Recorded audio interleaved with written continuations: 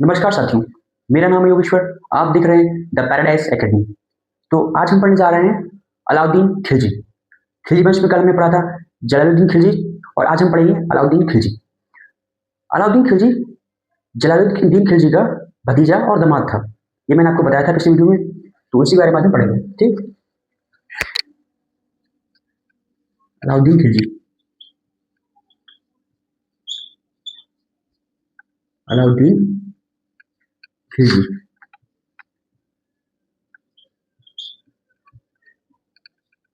अलाउद्दीन खिलजी, ठीक है।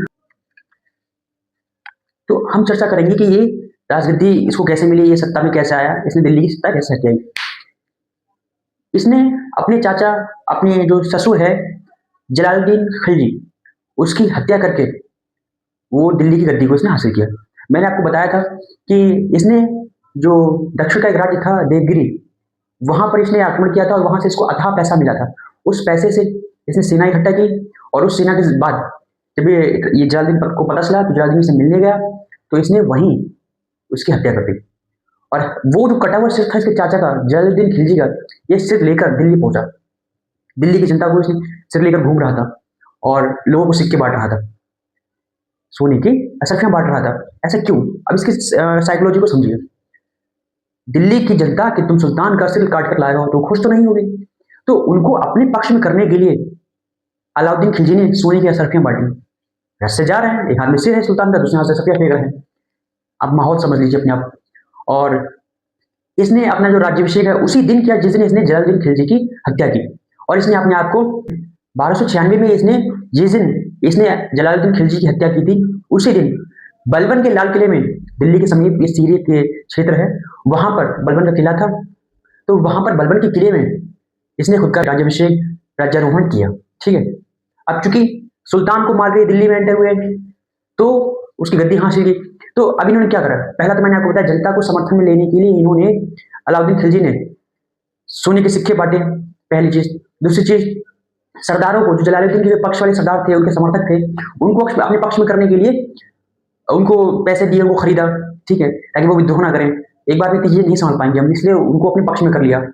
और इसके साथ ही साथ सेना को अपने पक्ष में करने के लिए, जो जलालुद्दीन की सेना थी, जो केंद्रीय सेना थी, उसको अपने पक्ष में करने के लिए उनको 1.5 महीने का, सॉरी 1.5 साल का, यानी 18 महीने का वेतन एडवांस में दे दिया गया। तो अलाउद्दीन खिलजी के साथ ही जो दिल्ली है, दिल्ली का साम्राज्यवादी साम्राज्यवादी साम्राज्यवादी युग प्रारंभ।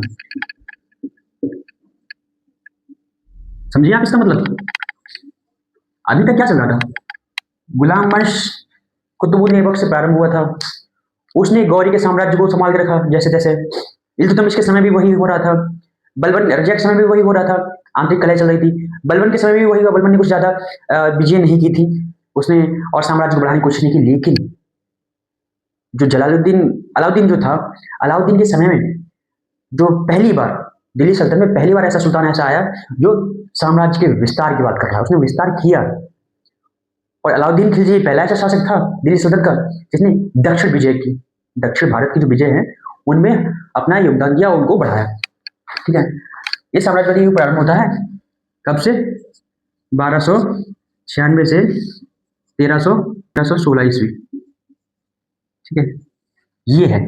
इस युग में काफी ज्यादा विजय हुई। दिल्ली सल्तनत का साम्राज्य बहुत ज्यादा बड़ा हो गया, पूर्व पश्चिम उत्तर दक्षिण तक फैल गया पूरा, लगभग पूरा पूरा दक्षिण, कुछ क्षेत्रों को छोड़कर लगभग पूरा दक्षिण तो इसके जो है दिल्ली सल्तनत के अंतर्गत आ गया था। अब बात करते हैं नियुक्तियां। अब साम्राज्य में एक सुल्तान, एक व्यक्ति जब आता है, तो वो नियुक्तियां अपनी जो मन मुताबिक होती हैं, अपने समर्थकों की करते हैं। तो हम चर्चा करेंगे कि इसने कौन कौन सी नियुक्तियां करी, वो नियुक्तियां जो सबसे महत्वपूर्ण थी। ठीक है, उनकी हम चर्चा करेंगे। आज भी वही चल रहा है, आज हम लोकतंत्र में हैं, लेकिन वही चीजें हो रही हैं। जब कोई नेता चुनकर आता है और प्रधानमंत्री बनता है या राष्ट्रपति बनता है अमेरिका में, तो वो अपने समर्थकों को ही साम्राज्य में बैठाने की कोशिश करता है ताकि वो फिर से जीत सके। उसके समर्थक ज्यादा ज्यादा होंगे तो वो बार बार जीतेगा। ठीक है, और उसको सहयोग मिलेगा, ये रहता है। तो कुछ नियुक्तियों की हम बात करेंगे। नियुक्तियां,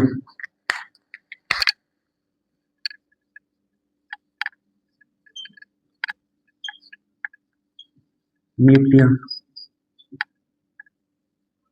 ठीक है। पहली नियुक्ति ख्वाजा ख्वाजा खतीर वजीर बनाया। क्या बनाया? वजीर, ठीक है। ख्वाजा खतीर इसको वजीर बनाया। नंबर 2 सुदरुद्दीन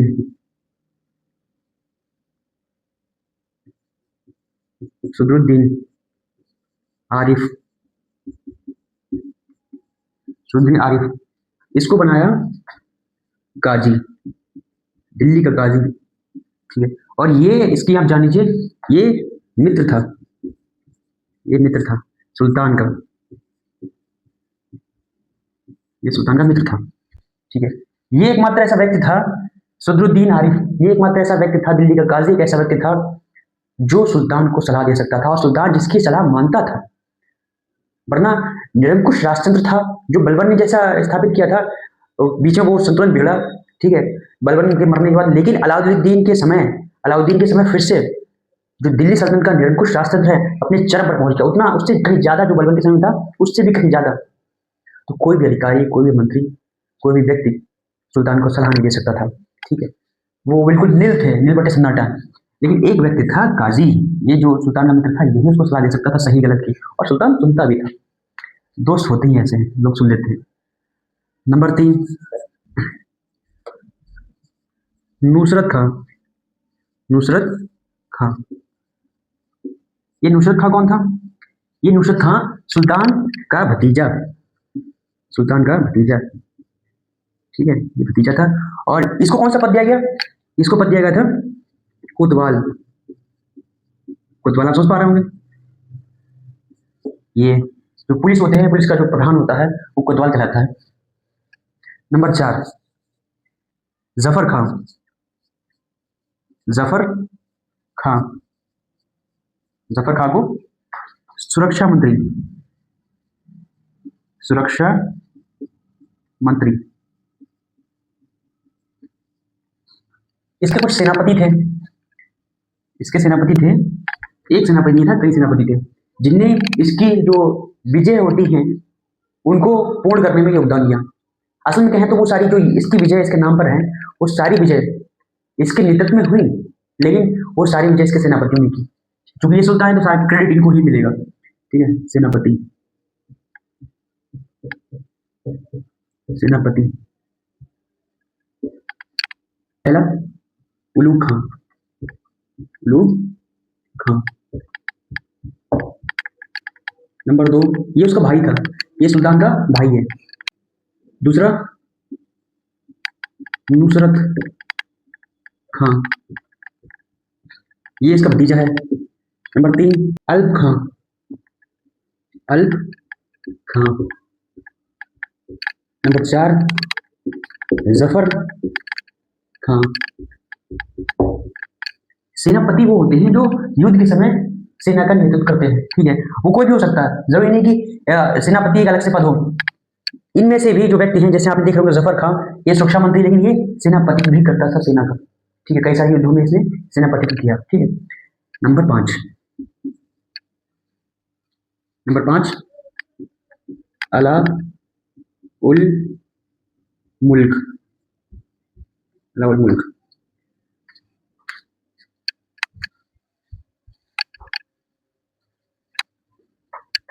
नंबर 5 नंबर 6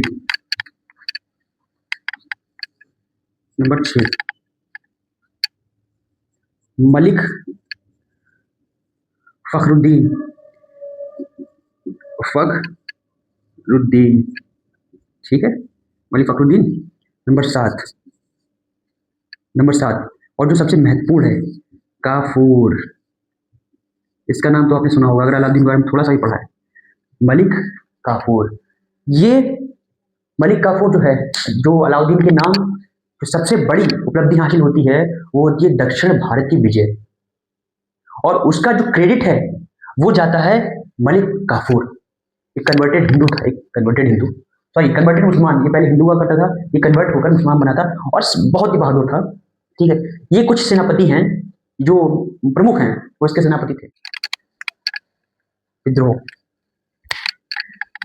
4 विद्रोह हुए थे अलाउद्दीन के समय में, प्रारंभिक समय में। विद्रोह, विद्रोह, पहला विद्रोह 1299, गुजरात, गुजरात से लौटते हुए, गुजरात लौटते हुए हुआ क्या समझिए। गुजरात में जो वहां पर युद्ध करने के लिए सेना भेजी गई। अब जो सेना भेजी गई वो किसके नेतृत्व में भेजी गई? नुसरत खां के नेतृत्व में भेजी गई थी। नुसरत खां जो उसका भतीजा था। अब जो सेना थी, सेना में कई तरह के सैनिक होते हैं। गुलाम वंश के भी सैनिक थे उसमें, उसमें हिंदू भी थे, उसमें तुर्की भी थे, उसमें भारतीय भी थे, भारतीय मुसलमान, भारतीय हिंदू। और उसमें जलालुद्दीन के समय में जो मंगोल थे, कुछ मंगोल दिल्ली में आकर बस गए थे, जिनको जल्दी ने इजाजत दी थी, आप दिल्ली में बस सकते हैं। उन्होंने इस्लाम धर्म स्वीकार कर लिया था और उनको दिल्ली में बसने की इजाजत दी गई थी, साधारण व्यक्तियों की भांति। वो सेना में भर्ती हुए थे, सेना में भर्ती हुए थे। वो सेना में कुछ लोग इस सेना में भी थे 1299 में, जो गुजरात जो अभियान चलाया गया था। तो जब लौट रहे थे, युद्ध करने के बाद हम लौट रहे थे ये सैनिक लोग, तो जो युद्ध में जीता गया माल होता है, सुल्तान का अलग होता है, सेना का अलग होता है। तो जब लौट रहे थे, जो सुल्तान का जो माल था, जो युद्ध का माल होता है, उसमें से जो मंगोल सैनिक, मंगोल भारतीय सैनिक, मंगोल भारतीय सैनिक, मंगोल भारतीय सैनिक, वो जो कन्वर्टेड हुए थे, परिवर्तित मुसलमान, परिवर्तित मुसलमान, परिवर्तित मुसलमान, ये मंगोल भारतीय सैनिक, तो इनको कहेंगे कि ये जब आ रहे थे तो इन्होंने सुल्तान का जो हिस्सा होता है उस हिस्से में से बंटवारे की बात की और आपस में ही सैनिक लड़ने लगे। जो सैनिक जनता के, जो सुल्तान के समर्थक थे और ये जो मंगोल सैनिक थे, मंगोल भारतीय मुसलमान सैनिक, इनमें आपस में झड़प हो गई, जिसमें इन्होंने, ये जो मंगोल भारतीय मुसलमान सैनिक हैं, इन्होंने जो नुसरत खां है, सुल्तान का भतीजा है, उसकी हत्या कर दी और माल लूट लिया। और ये जाकर पड़ोस के जो हिंदू राज्य हैं वहां पर जाकर छुप गए। अब हुआ क्या, इनको दबाने के लिए जफर खां, इनको दबाने के लिए जफर खां, जफर खां को भेजा गया, जफर खां को भेजा गया, जफर खां को भेजा गया। अब जफर खां ने क्या करा, जफर खां ने इनको ढूंढ ढूंढ के तो मारा, लेकिन इसके साथ ही साथ क्या हुआ, इसके साथ ही साथ दिल्ली में जो ये जो सैनिक थे, इनके जो बीवी बच्चे रह रहे थे, उनके साथ उनको ढूंढ कर उनको जलील किया गया, उनको मारा गया, उनको प्रताड़ित किया गया। तो बर्नी लिखता है, जो तत्कालीन इतिहासकार है बर्नी, जियारुद्दीन बर्नी, बर्नी लिखता है इसी समय से, इसी साल से जो युद्ध होते हैं, जो हारने वाले लोग होते हैं, उनके भी बच्चों के साथ जो शोषण है, उनको बंदी बनाने का जो चलन है वो प्रारंभ हुआ। ऐसा नहीं है, पर इससे पहले भी चलता था, ठीक है, पर ऐसा जियारुद्दीन बर्नी लिखता है, क्योंकि वो कहीं ना कहीं अलाउद्दीन से नाराज रहता था, खफा रहता था, ठीक है। तो अब दूसरा विद्रोह हम चर्चा करेंगे, दूसरा विद्रोह रणथंभौर, रणथंभौर अभियान। रणथंभौर के लिए सुल्तान खुद जा रहा था, रणथंभौर को जीतने के लिए, ठीक है। यहाँ पर हिंदू शासन कर रहा था और वो कर देने से मना कर रहा था, तो उसको सबक सिखाने के लिए अलाउद्दीन खिलजी उसको, उसके लिए जो है अभियान चलाया।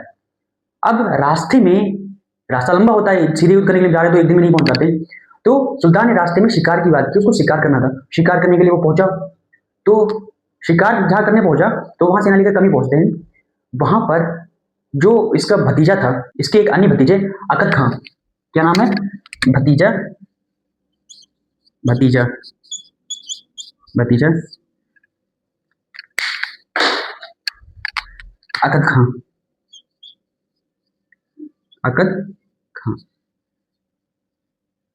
ये इसने क्या करा, ये भतीजा सुल्तान का, इसने क्या करा, इसने कुछ सरदार जो सरदार सुल्तान के विरोधी थे, उनके बहकावे में आकर उनके सहयोग से मंगोल सैनिकों के साथ मिलकर, क्योंकि ये भी नाराज थे सुल्तान से, इनके साथ मिलकर इसको जो रणथंभौर अभियान के समय जाते समय शिकार के दौरान घेर लिया, घेरा, वहां पर युद्ध हुआ, छोटा मोटा चुटपुट हुई, और जिसमें सुल्तान गिर के बेहोश हो गया। इसलिए देर ना की अकद खान ने देर ना की और सीधे जाकर पहुंचा अपनी सेना और जनता के समक्ष, उसने अपने आप को सुल्तान घोषित कर दिया। इतनी देर में ही सुल्तान की आंख खुल गई, वो होश में आ गया और सीधे जाकर पहुंचा सरदारों के बीच में जहां पर ये अकद खां था। अकद खां की सिट्टी पिट्टी गोल हो गई, वो भाग खड़ा हुआ। अकद खां को पकड़ लिया गया और उसको वध कर लिया गया। ठीक है, सगे संबंधी से मतलब नहीं है, बात भरोसे की होती है, धोखा दिया है, अब मारे जाएंगे। ठीक है, ये हो गया दूसरा विद्रोह। अब हम बात करते हैं तीसरा विद्रोह। साम्राज्य में ये नहीं होता कि आप हमारे सगे संबंधी हैं, हमारे लिए इंपॉर्टेंट होती है ईमानदारी, वफादारी। जहांगीर ने भी तो अपनी लड़की को मरवाया था, तो होता है, ऐसी बात नहीं है। नंबर 3 ये क्या था? नंबर 3, ये विद्रोह अलाउद्दीन सुल्तान की बहन के दो पुत्रों ने किया।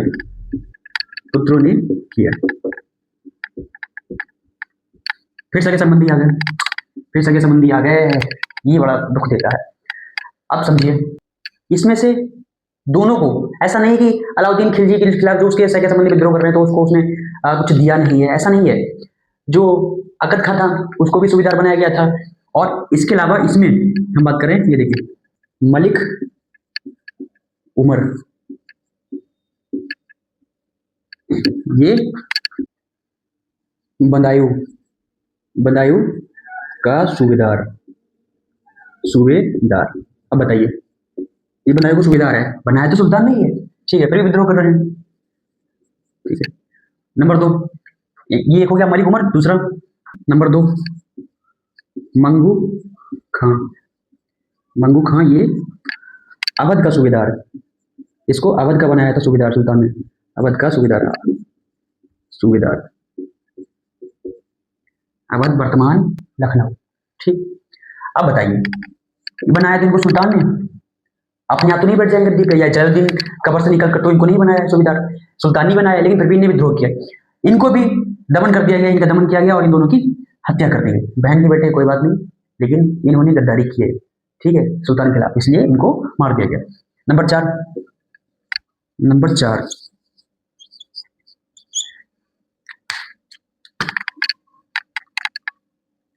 हाजी मौला के नेतृत्व में, ये चतुर्थ विद्रोह था, चौथा विद्रोह था ये, और ये कब हुआ था? मार्कर चल रहा है, ये विद्रोह हुआ था 1301 ईस्वी। ठीक है, 1301 ईस्वी में इसका भी दमन कर दिया गया था, और हाजी मौला को मार दिया। विद्रोह में अधिकतर लोग मार दिए जाते हैं।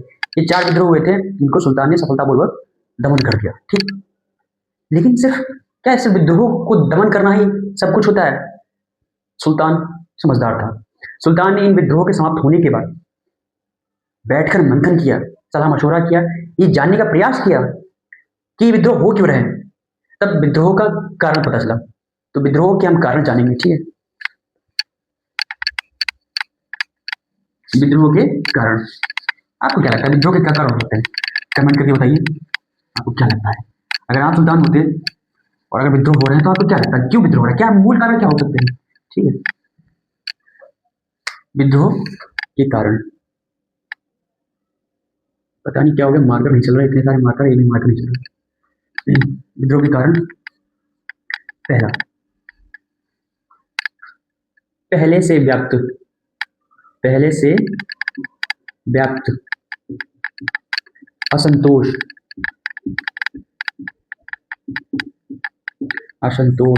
ठीक, किसमें? जनता में।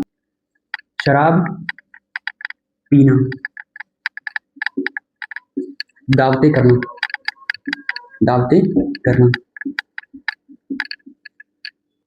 जिससे जिससे लोग नजदीक आते थे, नजदीक आते थे, आते थे। ठीक है, नजदीक आएंगे तो क्या करेंगे? षड्यंत्र करेंगे, प्लानिंग करेंगे, कुछ ना कुछ खुरापात होगी। ठीक है, सरदारों के वैवाहिक वैवाहिक संबंध, ये मैंने वैवाहिक संबंध, जब दो सरदार, एक सरदार पावरफुल है, दूसरा भी पावरफुल है, जब वो वैवाहिक संबंध स्थापित करते हैं तो उन दोनों को पावर मिल गई और बहुत ज्यादा शक्ति आ गई उनके पास। इसलिए वो सरदार जो है विद्रोह करते हैं, इसलिए वैवाहिक संबंध को रोकना जरूरी था। नंबर 4, शक्ति का संचय। जब शक्ति किसी के पास बढ़ेगी तो वो विद्रोह करेगा, उसे लगेगा अब हम तो सुल्तान बनने लायक है, हम कहाँ सरदार बने बैठे हैं। एक मौका तो ट्राई करना चाहिए एक बार, हो सकता है किस्मत अच्छी चल जाए, हम सुल्तान बन जाए। ठीक है, तो ये 4 कारण थे। अब इनके निवारण के लिए क्या करें? विद्रोह के कारण इनके निवारण के लिए क्या करें? पहले से व्यक्त असंतोष, सुल्तान के बनने से पहले, गद्दी पर बैठने से पहले जनता में कुछ विद्रोह, मतलब कुछ ऐसी थी कारण, जनता में कुछ नाराजगियां थी, जैसे महंगाई है, भ्रष्टाचार है और जो टैक्सेस हैं उन सबको, ये सब असंतोष के कारण होते हैं। तो ये उसने जाने और इन पर थोड़ा नियंत्रण करने के लिए उसने बाजार व्यवस्था लागू की थी, जिसकी चर्चा हम उसके बाद करेंगे। शराब, शराब पीना, दावतें करना, जिससे लोग नजदीक आते। शराब कौन पीगा? अमीर लोग, अमीर लोग शराब पीते हैं। अब वो बैठते हैं, वो सुल्तान की बुराई कर रहा है कि शराब, सुल्तान तो निरंकुश है, वो बात नहीं मानता है, सुल्तान नहीं है, ये वो फलाने वगैरह, वो प्लानिंग करते हैं, खुराबात करते हैं। इससे होते षड्यंत्र और फिर होता है विद्रोह। समझ रहे हैं? तो इससे जो शराब पीना है उस पर पाबंदी लगा दी अलाउद्दीन खिलजी ने कि अगर शराब पीना चाहते हो तो दिल्ली से 20 से 25 किलोमीटर दूर जा सकते, दिल्ली में शराब है, अगर पकड़े गए तो जहां से मार भी जाओगे। दावतें, बिना इस सुल्तान की इजाजत के अमीर सरदार लोग दावत नहीं करेंगे। ठीक है, जहां मीटिंग्स में लोग मिलते हैं। और इसके साथ ही साथ जो इनके जो सरदारों का वैवाहिक संबंध है, नंबर 3 वैवाहिक संबंध है, उस पर प्रतिबंध लगा दिया। अगर किसी को विवाह करना है तो सुल्तान की आपको इजाजत चाहिए होगी, उसकी रजामंदी चाहिए, वरना आप ऐसे नहीं कर सकते। अगर आपने ऐसे किया तो दोनों ही परिवारों को मृत्युदंड दिया जाएगा। ठीक, इससे उनकी पावर जो है, शक्ति टूट गई। शक्ति का संचय, जब सरदारों का, अमीरों का धन संपदा बढ़ती है तो वो अपने आप को समझने लगते हैं कि भाई मैं तो सुल्तान के समकक्ष हूँ, मुझे तो सुल्तान होना चाहिए। ठीक है, ओवर कॉन्फिडेंट, तो वो विद्रोह करते हैं। ठीक है, या विद्रोह के लिए किसी को उकसाते हैं। तो शक्ति का संचय, इसको रोकने के लिए जलालुद्दीन खिलजी ने या फिर उससे पहले के जो सुल्तान हुए जिन्होंने उनको फ्री में जो जमीन जायदादें दी थी, ठीक है, खैरात में, उन सबको अलाउद्दीन खिलजी ने वापस ले लिया। उनको कमजोर कर दिया, आर्थिक, सामाजिक, ठीक है, राजनीतिक, सैन्य, हर दृष्टि से उनको कमजोर कर दिया ताकि विद्रोह ना हो पाए। ठीक है, ये बहुत ही दूरदृष्टि की बात है और अलाउद्दीन खिलजी इसीलिए सबसे अलग और सबसे अनोखा जो सुल्तान माना जाता है। इतिहासकार अलाउद्दीन खिलजी को महान नहीं कहते हैं, पर वो महान के समकक्ष माना जाता है। उसके जो कार्य थे, उसकी जो समाज विस्तार की नीतियां थी और इसके साथ ही साथ उसको राज्य का चलाने का शासन प्रशासन की व्यवस्था थी और जो उसने सुधार किए, सैन्य में उसने सुधार किया, उसके अलावा उसने जो बाजार व्यवस्था में सुधार किया, बाजार व्यवस्था तो आज भी वैसी कोई स्थापित नहीं कर सका। तो उस पर चर्चा हम कल करेंगे, आज के लिए इतना ही। ठीक है, कल हम अलाउद्दीन खिलजी की विजयों और उसका जो शासन व्यवस्था है उस पर हम चर्चा करेंगे। आज के लिए इतना ही। अगर आपका कोई सवाल हो तो आप कमेंट कर सकते हैं। ठीक है, चलिए।